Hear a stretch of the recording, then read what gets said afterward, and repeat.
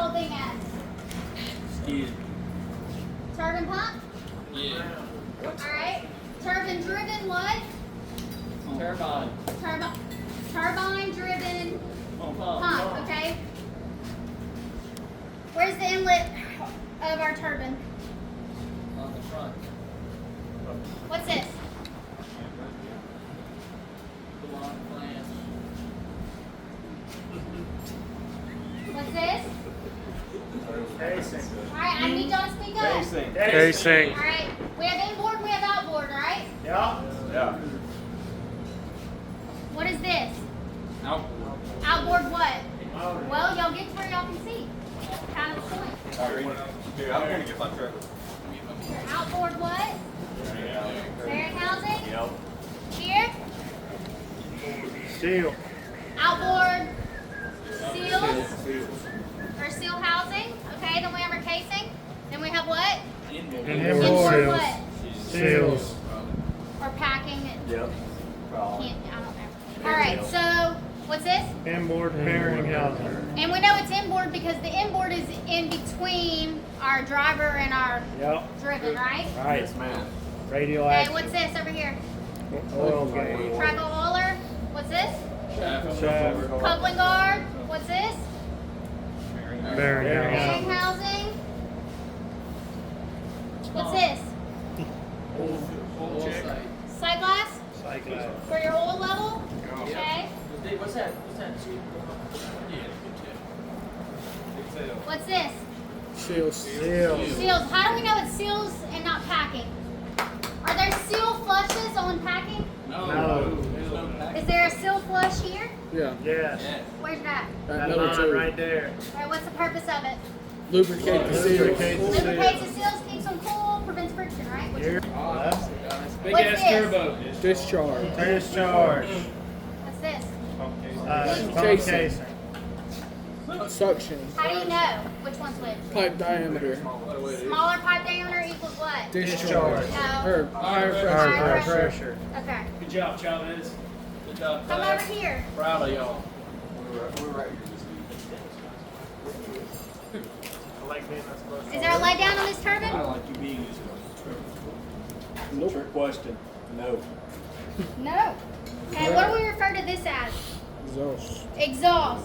Not the outlet. Definitely not the discharge. It's not pushing it out, right? Valve associated with this pump. Discharge. Right there. Why is it there? Because So don't it backflow. doesn't backflow. The into- pump. Back flush? Flow. To Backflow. prevent backflow, y'all, we're getting cutting up again. Let's get serious so we can do this. What does it do? Prevent backflow. Where? Pump. To the pump. If you have backflow going through your pump, what's happening on the inside? It's spinning the Spinning wrong way. backwards, the shaft's spinning Reverse. backwards, right? Going in reverse. Okay.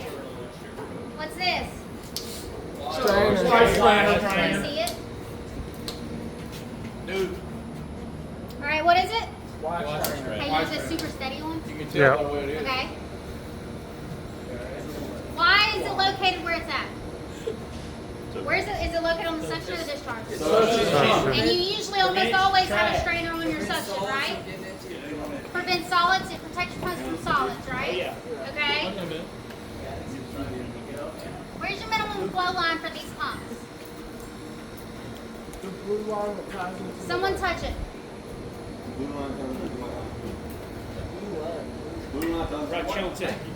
Minimum flow line always comes off of the what? discharge. And ties back into the or the suction source. So this white line is going back to your suction source. This is going back to your suction source. Also, what kind of valve is it? Where's your hand wheel?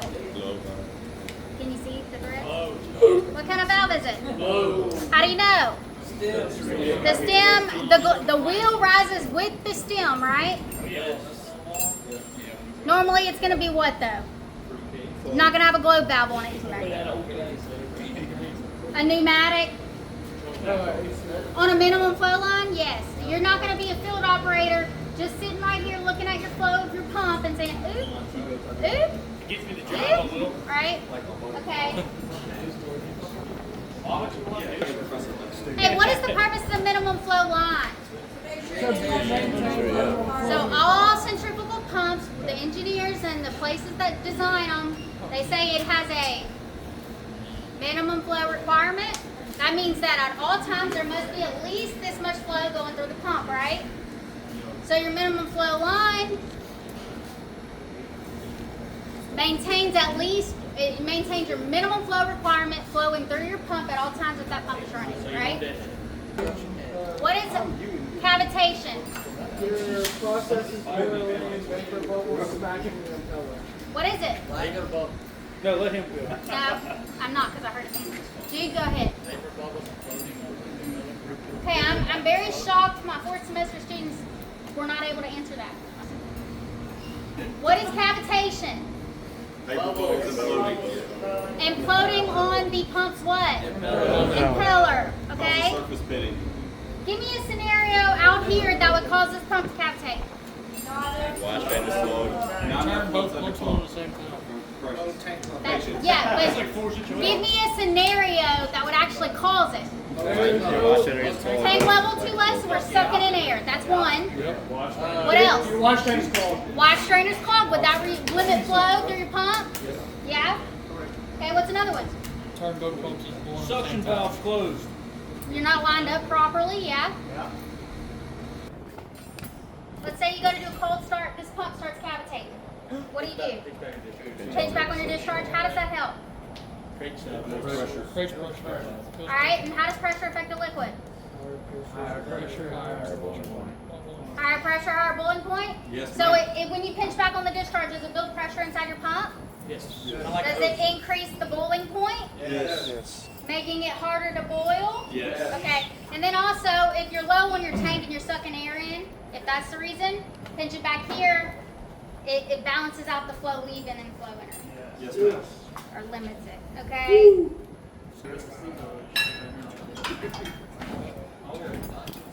What valves do I need to line up for alpha to be in service? Where's your suction line at?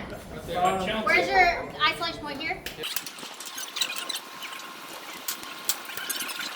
Suction's lined up. We're starting alpha. What do we do next?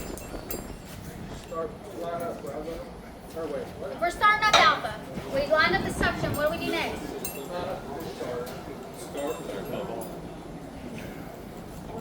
Start the pump.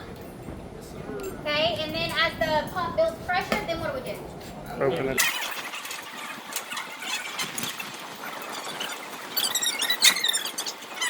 Alright, as a field operator, you're making rounds and you notice a seal leak. I know these pumps don't really have seals on because they're little, but you noticed a seal leak on alpha. What are you going to do? Switch Switch to Bravo. You discharge on Bravo? You open up your discharge? You open up your what? Suction. Alright, then what? Start your pump. Start your pump. Then you open that one. So this would be your suction. Then you do what? Start your pump, let it build pressure.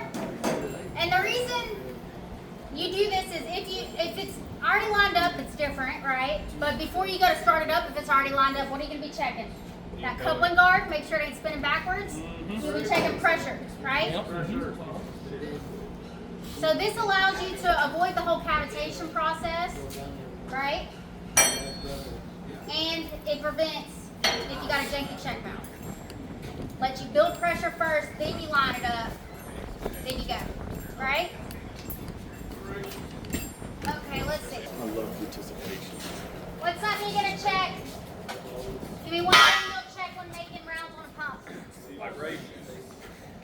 Vibration. Oil level. Oil level. Lubrication levels, right? Your bearing housing. So you have this side glass here, and then you have your tricol holder for the other. Yes, All ma'am. right, what else? Pressure on your suction and discharge. Yes. noises. All right, vibration. Listen in or feel it for vibration.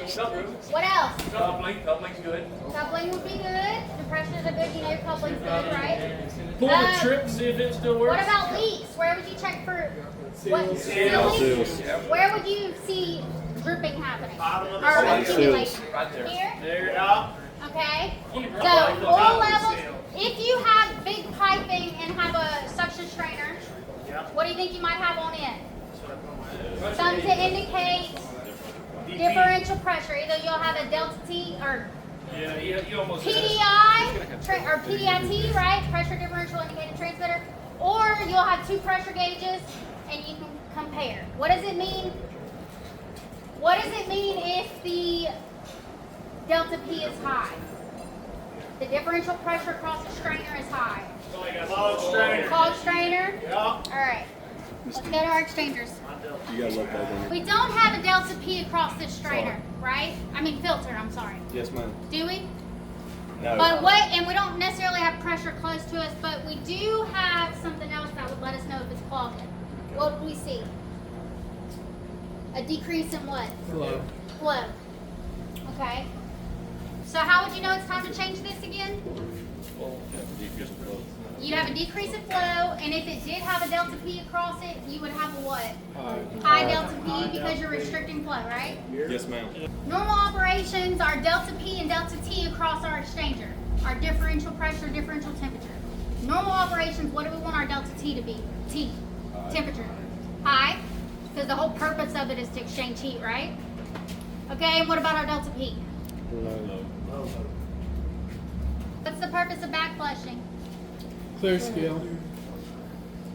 It's more so for, what do we risk having in our cooling tower?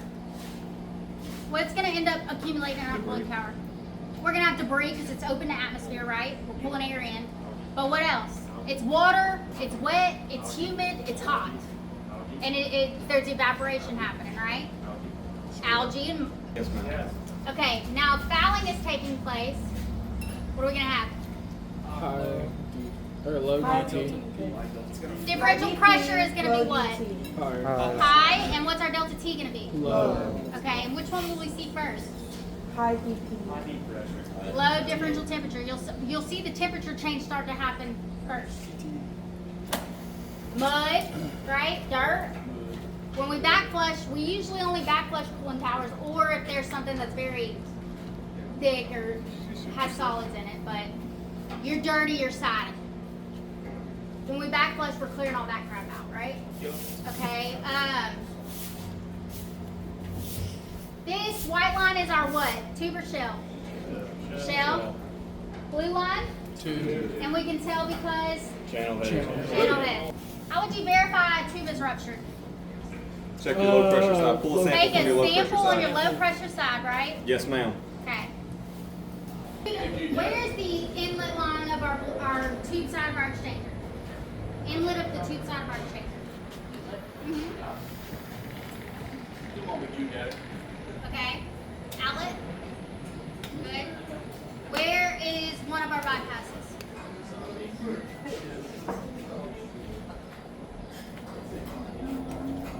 Can you see what it pointed at? Could you see? Mm-hmm. Yeah. Where's the other one?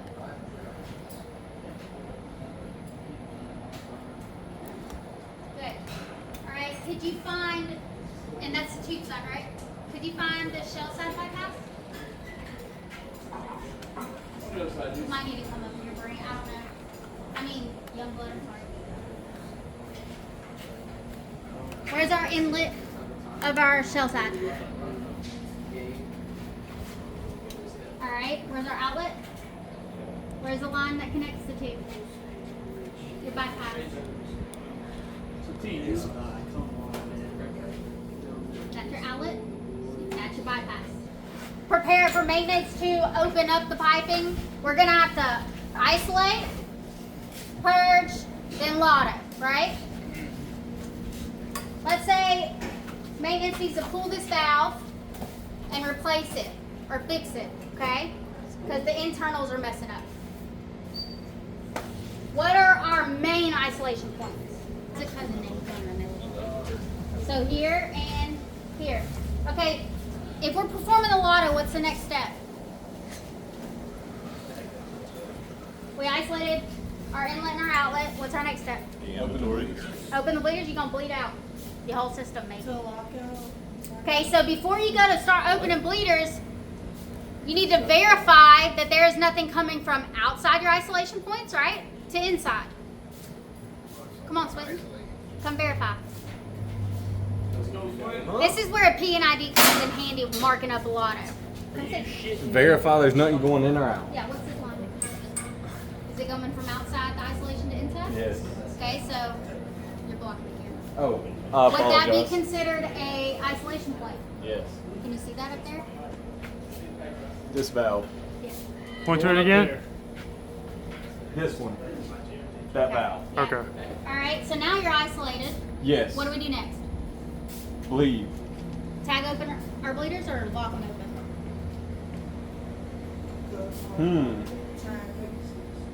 Tag open. Okay, and Thank why you, do we Precious. tag open our bleeders? If this isn't a water system, we had to purge after we isolated, right? Yep. Okay, so would we put locks on our isolation points or tags? Locks, so we'd lock them all closed, we'd purge, and then we'd tag open our bleeders, right? Yep. Why do we tag open our bleeders? So that whenever you're done. Verify. To verify, let's say Good job, this Ron. valve has been corroded. I'm sorry, this valve has been eroded, or there's a little nail or something stuck in it, or a speck of dirt, and it's not closing all the way. How do we verify that our isolation points are holding like they should? Nothing's coming out of your bleeders. So your bleeders are your verification that this system is empty and staying empty. Yes. Okay. When it's not running, we don't actually have a board operator right now. But assuming we did and we had radios and PPE and all that, we needed to keep our unit running, but we needed to work on our control valve. Right? What's the first thing we're gonna do? Hit the Call the radio. board, right? You're gonna need to be in communication with him the whole time. Okay? Then what? How would you bypass it if your board's busy? I'd open There's my two different bypass ways. valve. Close your mouth. First thing is you open the bypass valve. If the board's busy, Board's busy? Good job. It better not be busy. Well, let's say there's a process upset somewhere else. Okay, you find a local, if this is measuring flow, you find a local flow transmitter, Yes, ma'am. all right? Let them know what you're about to do. As you open this, right, normally if they're not busy, they could be adjusting this, right? Yes. But this is broke. Oh, So even if they're not busy, Damn. right? Remember, Yes, ma'am. we're having to fix it. Yeah. It's not acting right. Yep. So to maintain our flow, as we open this a little bit, Close that discharge up. and then we isolation. close our inlet isolation a little bit. Yes, and then ma'am. we're looking at a local transmitter or communicating with our board. Looking at me like that, so communicating with our board and doing it in increments to try to maintain flow going through. And then eventually, this will be open to where it's controlling flow where we want it, and then our isolation points would be closed. Yes, ma'am. Okay.